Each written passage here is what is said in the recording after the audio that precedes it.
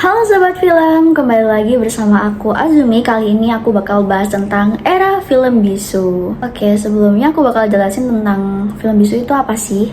Film bisu adalah film yang diproduksi tanpa dialog dan rekaman suara berasal dari periode sebelum diperkenalkannya film bersuara. Meskipun film bisu menyampaikan narasi dan emosi secara visual, berbagai elemen plot atau kunci utama dialog dapat disampaikan dengan menggunakan kartu judul. Kadang-kadang seseorang bahkan bertugas menceritakan kartu judul untuk penonton. Kadang-kadang seseorang bahkan bertugas menceritakan kartu intertitle atau kartu judul tersebut untuk para penonton. Istilah film bisu juga sering dipergunakan untuk menggambarkan film-film era suara yang hanya memiliki rekaman suara musik serta dialog disampaikan melalui gerak isyarat, pantomim, ataupun kartu title yang seperti contohnya City Lights dan The Artist. Istilah film bisu dapat menjadi pengertian yang keliru sebab film bisu kebanyakan disertai dengan suara. Selama era film bisu yang berlangsung dari pertengahan tahun 1890-an hingga akhir 1920-an, pianis, organis, teater, atau bahkan di kota-kota besar, orkes kecil sering memainkan musik untuk mengiringi film tersebut. Para pianis dan organis teater mengiringi film dengan musik berdasarkan kertas musik atau improvisasi. Meskipun pada saat itu teknologi untuk menyinkronkan suara dengan film belum ada, musik dipandang sebagai bagian penting dari pengalaman para penonton. Ide untuk menggabungkan gambar bergerak dengan suara yang direkam hampir setua umur film itu sendiri, tapi dikarenakan kesulitan teknis, hal itu sulit terjadi. Sampai akhirnya pengenalan suara dialog yang tersinkronasi dengan gambar menjadi mudah dilaksanakan secara baik pada akhir 1920-an oleh Audion dan munculnya sistem Vitaphone. Era awal film yang memiliki suara dialog tersinkronisasi dengan gambar dimulai oleh film The Jazz Singer pada tahun 1927 yang pada saat itu disebut oleh banyak kalangan sebagai film suara atau gambar bicara ataupun talkie.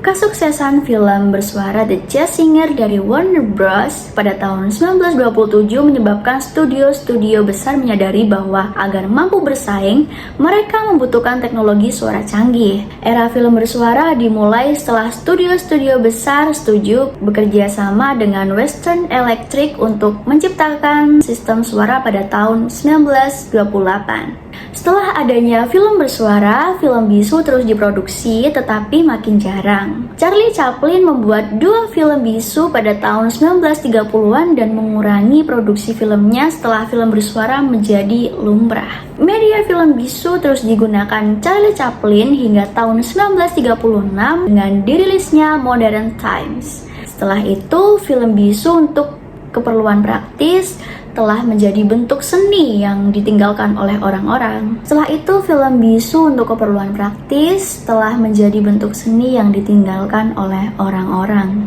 Dalam 1 dekade, produksi luas film bisu sebagai hiburan populer telah berhenti dan industri film telah pindah sepenuhnya ke era suara, di mana film yang disertai dengan rekaman suara yang telah disinkronkan menjadi dialog lisan, musik, serta efek suara. Kebanyakan film pada era awal dianggap hilang karena film nitrat yang digunakan pada masa itu sangat tidak stabil dan mudah terbakar. Setelah itu, banyak film pada era ini sengaja dimusnahkan karena menyepelekan nilai berkelanjutannya yang tidak menguntungkan secara finansial.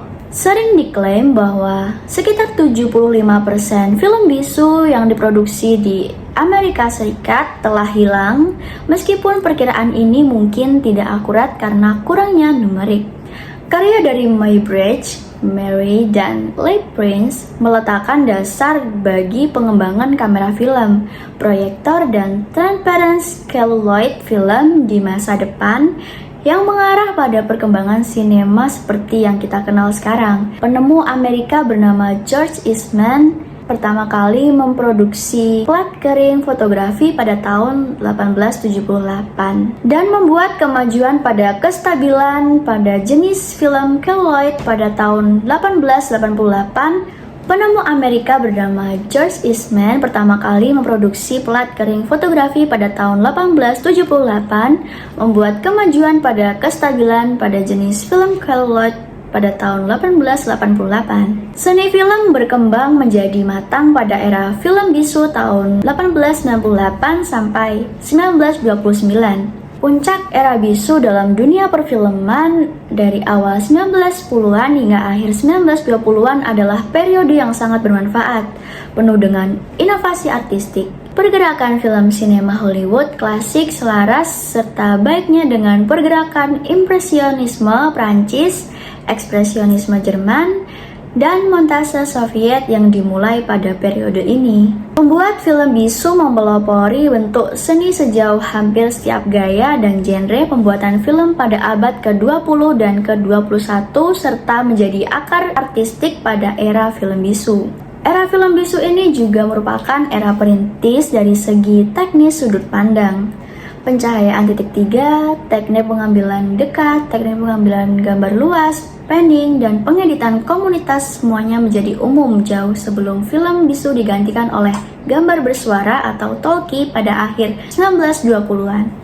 Beberapa akademisi mengklaim bahwa kualitas artistik sinema mengalami penurunan selama beberapa tahun, dari awal 1930-an sampai sutradara, aktor, staf produksi beradaptasi sepenuhnya dengan gambar bersuara atau talkie di sekitar pertengahan 1930-an. Kualitas visual film bisu terutama yang diproduksi pada tahun 1920-an kebanyakan memiliki kualitas tinggi, tetapi masih ada kesalahpahaman yang tersebar luas bahwa film-film ini primitif atau hampir tidak dapat ditonton menurut standar modern. Kesalahpahaman ini berasal dari ketidaktahuan masyarakat umum dengan media serta kecerobohan dari pihak industri. Sebagian besar film bisu tidak terpelihara dengan baik, menyebabkan kerusakan, dan film yang terpelihara dengan baik sering diputar ulang dengan kecepatan yang salah atau pemotongan sensor dan bingkai serta adegan yang hilang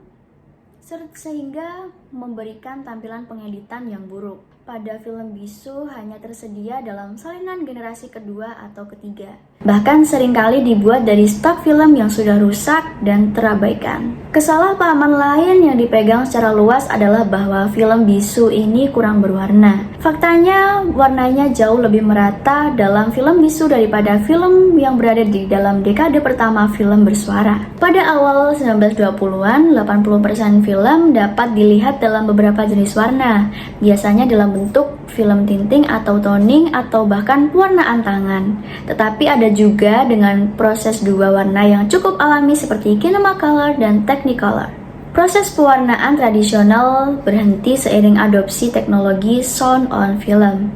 Dalam pewarnaan film tradisional yang semuanya melibatkan penggunaan pewarna dalam beberapa bentuk dan mengganggu resolusi tinggi yang diperlukan untuk rekaman suara built-in. Dan karenanya hal itu ditinggalkan. Bahkan proses inovatif 3-strip Technicolor yang diperkenalkan pada pertengahan 30-an berbiaya mahal dan penuh dengan keterbatasan. Bahkan proses inovatif 3-strip Technicolor yang diperkenalkan pada pertengahan 30-an berbiaya mahal dan penuh dengan keterbatasan, dan warna tidak akan memiliki prevalensi yang sama dalam film seperti yang terjadi pada film bisu yang terjadi hampir 4 dekade. Oke, gitu aja dari aku. Penjelasan yang aku jelaskan tadi itu dari website ini dan ini. Thanks for watching, bye.